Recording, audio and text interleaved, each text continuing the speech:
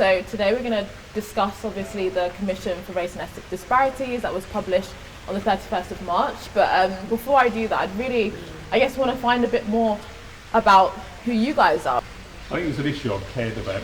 It's an issue I've cared about for a long time, really, and it becomes more apparent to you the older you get, because the older you get, the more you see that things aren't changing, and the challenges that you saw in the police and the differences that you saw that were happening for different people were, they were there, and nothing was seemed to change. So for me, it was around how do you kind of try and change something for the better. But that's not to deny that the country has improved over those years, from when I was a police officer sort of like 30 odd years ago, now to chair of the Youth Justice Board. But the thing that was concerning for me were those differences in relation to outcomes for different people. And it was all people across the UK, really, all different races and ethnicities. And so why did you join the police? What inspired you to join this profession? I didn't know at the time, but I do know now, looking back, it was my mum and my mother and father, and their giving. The fact that my mother and father gave without expecting anything in return, really, were there to help people. It might sound a bit kind of twee and naff, but it's not. It was a genuine desire to help people that wanted me, that made me go in that direction, really.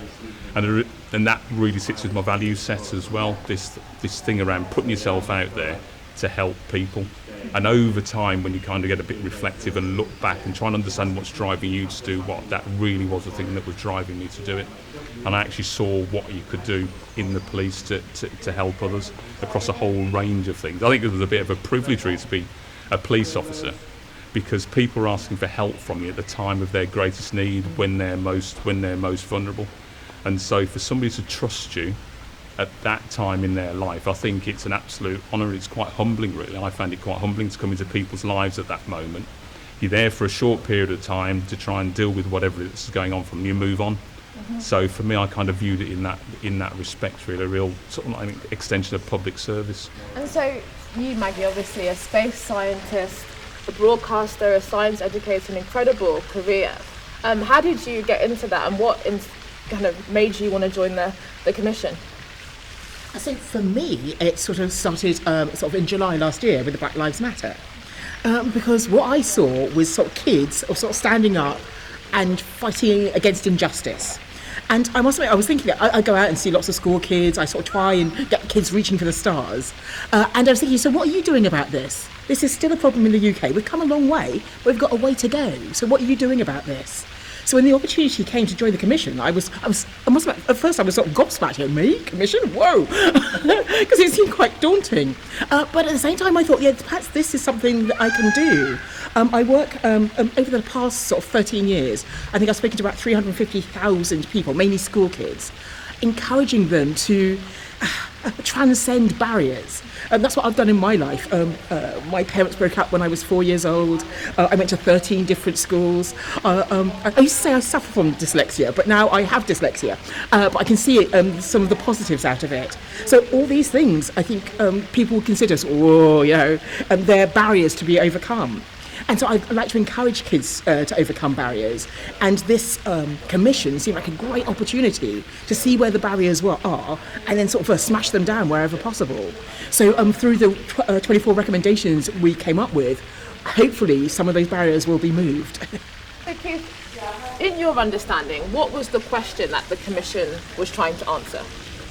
The commission was looking at where are the greatest disparities in relation to race and ethnicity across the UK, and then looking at the causes of those disparities and then seeing what can be done about them.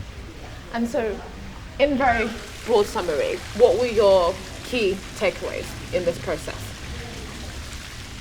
Key takeaways are there's definitely been progress, but for me there's a couple of things there that are lacking, really, and that was a kind of consistency around doing something about the disparities that there are in relation to race and ethnicity, and I thought this was a real opportunity to actually do something about it. If you look at some of the statistics, and I do appreciate behind those statistics there are individual people, individuals' lives, and some of those statistics and where I feel I'm at now, where I feel the country's at, won't match everybody's individual experience, but we had to go with what the evidence was telling us. So looking at where those key disparities are and then saying, okay, this is what we think that can be done about that once we try and understand the causes. And where we haven't been able to get to the root of those causes, we've really put some challenge into government to put systems in place around health, for example, to try to get to the root cause and understand why those disparities still exist and what can be done about them. And so what was your methodology? Who did you speak to? You know, how did you come to the kinds of conclusions you did about British society? So going through the commission, it was quite a long process. But what we wanted to do is, as Keith said, we wanted to start with where the disparities are. And to do that, we needed to gather a lot of data. But as well as data, we spoke to lots and lots and lots of different people from different walks of life, people in many, many different areas of the UK, because disparities occur due to so many different things. A sort of geography plays a big part, sort of a parental influence also. So there was all these different aspects. And so we gathered as much data as we could, but then we started speaking to individuals and peoples and organisations too. Keith mentioned sort of health. There are some scary disparities in health for people from ethnic minorities.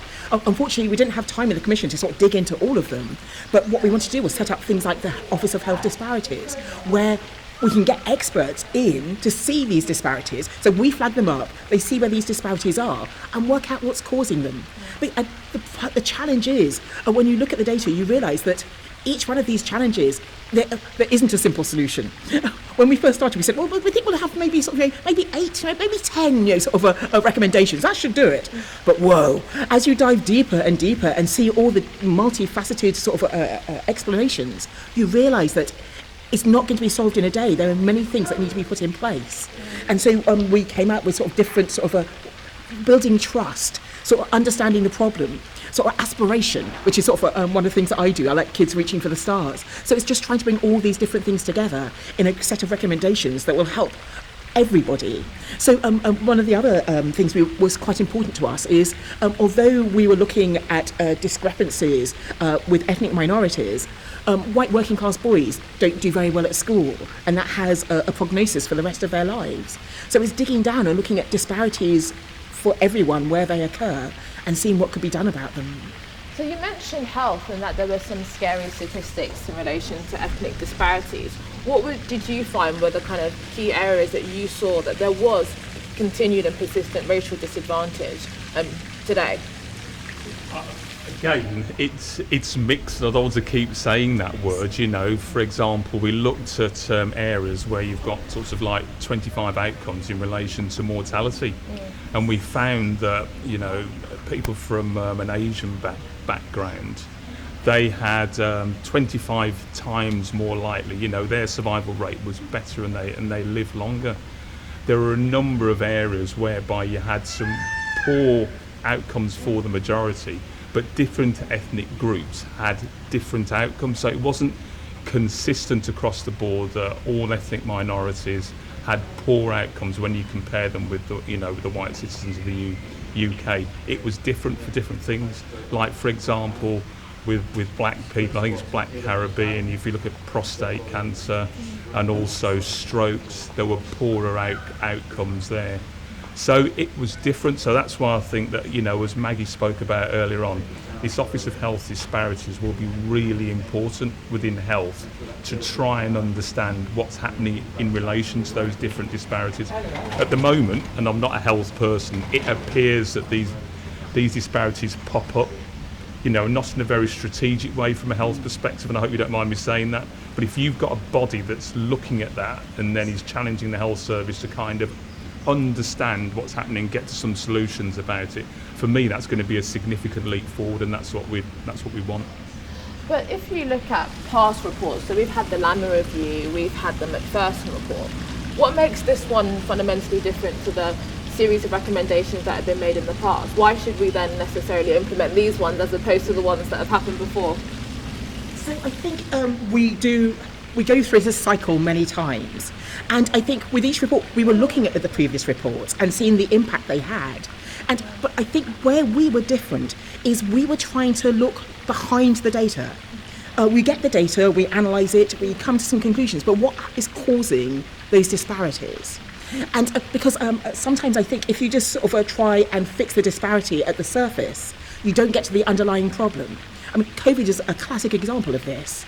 We know that ethnic minorities have been more hit by COVID, so why has that occurred? There is something to do with sort of people living in sort of more dense communities, in terms of accommodation. There is discrepancies in terms of sort of a wealth, and that has an impact. But we need to get all those different facets to get an understanding. And so that's why I'm very keen on the Office of Health Disparities, so we can dig down behind the data. So I think where possible, we have dug down behind the data and tried to get an understanding of the different elements contributing to it. But on top of that, we've tried to set up organisations that can continually doing this. So I think each of these sort of reports that have come out has made an impact. We hope that ours will make an impact too, but that's not the end of the story. So moving on to some of the recommendations, one of the things that really struck out to me was this idea of the kind of making of modern Britain curriculum. And it'd be really interesting to hear more about this. Is there kind of a middle ground between the kind of decolonise the curriculum and the kind of opposite, or is there a new narrative that we need in relation to kind of ethnic minorities in this country? What is the purpose of a kind of making of modern Britain curriculum? For me, it's not a new narrative, it's the correct narrative and telling the truth about what's happened. It's about us being open to history and being honest about our history. You know, history, you know, when I grew up, for example, and I used to watch those World War II movies, etc., etc., it was all white people that I saw that were fighting in the Second World War and were the heroes in the Second World War. It was only when I grew up I actually found that it was an actual worldwide effort from a number of countries, from, you know, like from Asia, from the Caribbean, from Africa, that were also helping, you know, working, you know, fighting alongside the Europeans and the Americans. So for me, that curriculum that we're talking about, it's about being honest around what the curriculum is, so that everybody understands the journey of the UK, how we've got here, how they've contributed to society, and also it helps people to feel valued as well, because there are some things that unwittingly, if they're not spoken about, you don't feel part of society, do you? You're kind of thinking, where do I fit into all of this? And you can also build some quite negative stereotypes potentially about people within communities. So for me, it's about being, well, not for me, it's for the Commission, it's about being honest about our history.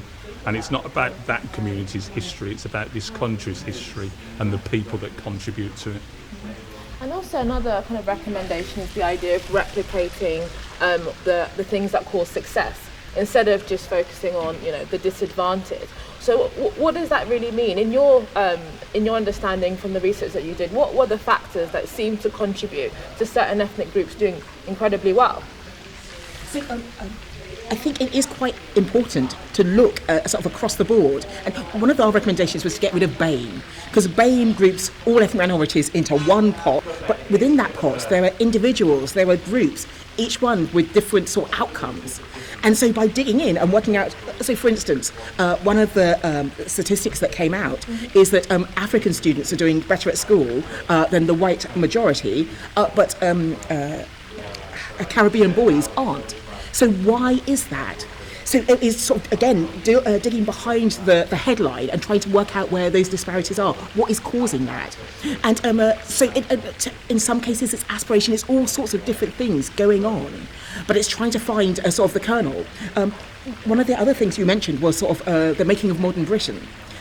I think when I go out to schools and I say that I'm a scientist, people sort of do a double take. You know, she's female, she's black. You know, how can you be a scientist? We still have those entrenched stereotypical views of what sort of black girls do, what black boys do, and we need ways of breaking them down. So the Making of Modern Britain, I think, is a powerful tool to do that.